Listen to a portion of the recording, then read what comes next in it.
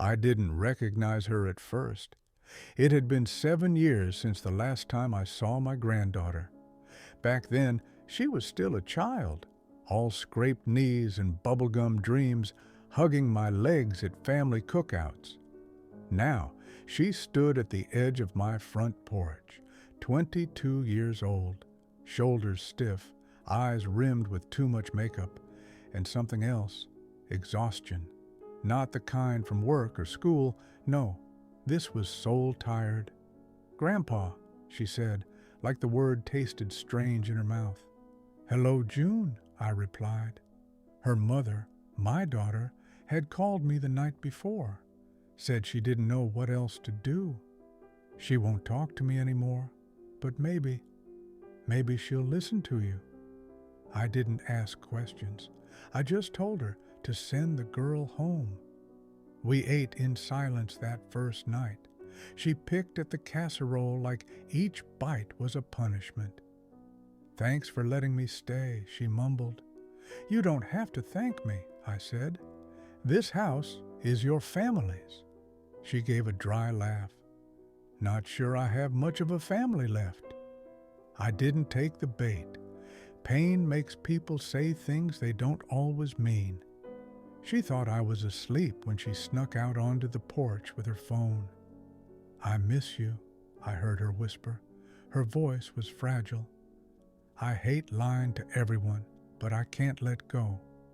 I didn't mean to listen, but my heart heard every word. She was in love and already breaking. The next morning, I made pancakes. She barely touched them. "Not hungry?" I asked. "I'm fine." She wasn't. There were deep shadows under her eyes, a girl carrying something too heavy for her age. She spent most of the day staring at her phone, waiting. For what? I didn't yet know. But hope and dread danced across her face like thunderclouds. That afternoon, I went up to the attic, not to snoop, not yet, just to think. I found an old tin box. Inside it were yellowing letters from decades ago when Margaret, my late wife, and I were separated during the war. She had written, "Love does not hide. It does not steal hours or whispers or glances. Real love walks through the front door in daylight, not the back window at night." I sat with those words for a long time. I wasn't sure yet who he was, this man she whispered to on the porch. But I knew what he wasn't. On the third day, she left her phone on the couch when she went to shower. I shouldn't have looked, but I did. A message preview lit up the screen. "Can't talk now. At home, she's getting suspicious. I'll call you tonight." She was his wife. I opened the photo gallery. There were pictures, hotel rooms, his hand holding hers, a wedding ring on the wrong finger. My heart clenched. This wasn't love. This was a slow bleed disguised as warmth. And she, my granddaughter, was drowning in it. That night, I asked her to sit on the porch with me. She didn't look up from her phone. "I'm tired." "So am I said softly. "Tired of watching someone I love walk into fire with her eyes closed." She froze. "I know about him, June." Silence. Then rage. "You had no right." "I had every right. You're my granddaughter, my blood, and you're letting a man with a ring on his finger convince you that you're only worth half a life." Tears spilled over her cheeks. "You don't understand anything." "I understand this," I said, my voice shaking. "I lost the love of my life, and I'd give anything, to have even one more honest day with her. And you're settling for someone who lies just to steal an hour." She stood up, fists clenched. "I hate you." And she ran inside. She didn't speak to me for 2 days. I didn't push. Sometimes the heart needs silence to hear itself. I found his name in her call log. It wasn't hard to look him up. A local businessman, married, 2 children. I sat down at the kitchen table with a pen and paper. No threats, no accusations, just the truth, from one man to another. You don't know me, and I don't know what lies you've told her, but I know this. A real man doesn't build his joy on someone else's ruin. I don't care what you feel, I care what's right, and this isn't. You want to be admired? Try courage. Let her go. I sealed the envelope, but I didn't mail it. Instead, I drove across town the next morning, envelope in hand. He answered the door in a golf shirt, half smile on his face, like I was a delivery man. Can I help you? You can stop calling my granddaughter. His face dropped. I'm sorry. Who are you? I'm the man who raised her mother, the one who taught her that love is supposed to heal, not hide. He looked away. I think you've misunderstood. No, I said. I've lived too long to mistake shadows for shade. You know exactly what you're doing. I handed him the envelope. I didn't come here for drama. I came here to offer you a better ending than you deserve. End it clean and never call her again. He said nothing, but when I walked away, he didn't stop me. The next night, she got the message. A single text. I can't do this anymore. Please don't contact me again. She stared at the screen for a long time. Then she screamed, smashed her phone against the wall. I hate you. I hate you. She packed her things that night, left without saying goodbye. The door slammed like thunder, and I let her go, because I wasn't saving her from heartbreak. I was saving her from becoming a woman who forgot her worth. After she left, the house fell quiet again. Days passed, then weeks. Autumn bled into winter. I didn't try to call her, not because I didn't care, but because I knew healing doesn't respond to chasing. It responds to stillness. I left her room untouched. Her jacket still hung on the back of the chair.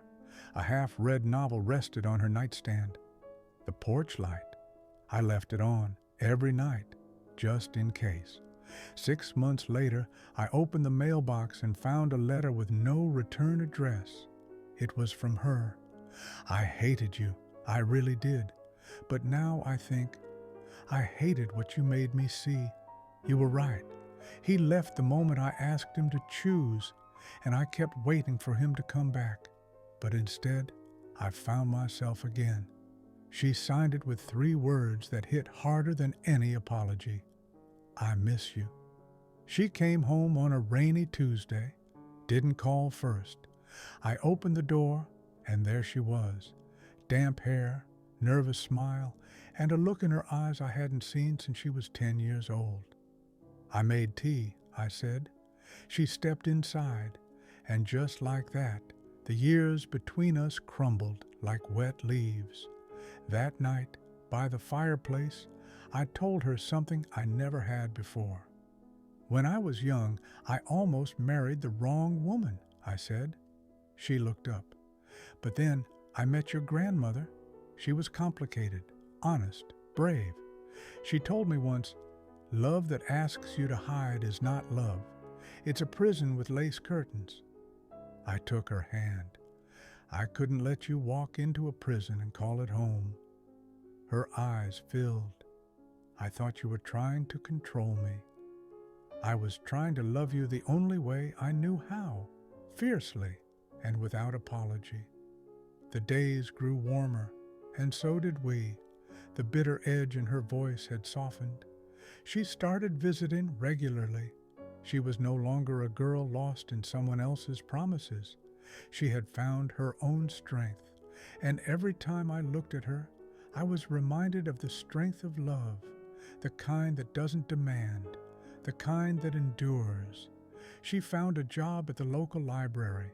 Slowly, she started meeting people who valued her for her mind, her soul, not her youth or her looks.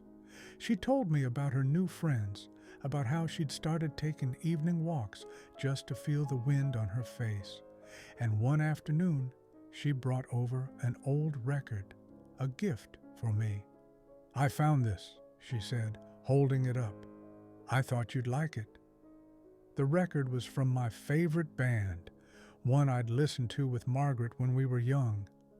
"You're the only one who remembers this," I said, surprised. "I remember," she said softly, "because it was you who taught me to listen." One evening, a week before her 23rd birthday, she came to me with an offer.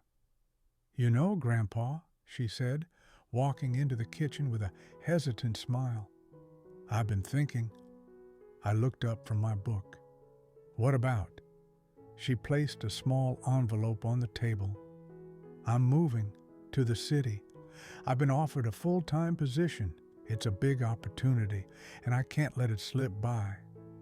I felt something inside of me tighten. She was finally free. But was I? She reached across the table and took my hand. "I know this isn't easy, but I need to do this. I'll visit, of course, but I think it's time." Her eyes were filled with both fear and determination. I nodded. "I know." She smiled, tears threatening to break free, but she held them back. She had learned to carry her own burdens, just like I had learned to carry mine. "I'll always be here for you," she said, voice trembling. "You already are." The day she left for the city, I stood on the porch. She drove away in a small car, her eyes on the road ahead, but she looked up once, and for the first time in years, I didn't feel like I was losing her. I had saved her once from the mess of another man's lies, but in doing so, she had saved me too. Her leaving was not a final goodbye. It was a new chapter for both of us, one where we both had something to give to the other. As the car disappeared down the road, I stood there, no longer afraid of the silence that followed her absence.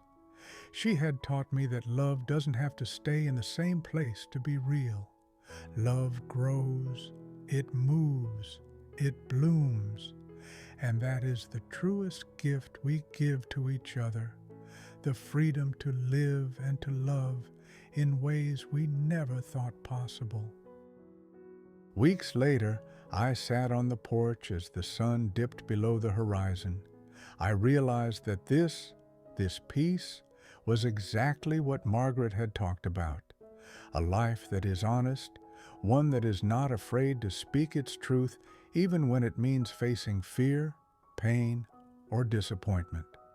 A light flickered from the window, the porch light, always on, just in case. But the truth was, it no longer had to be there to keep someone from leaving.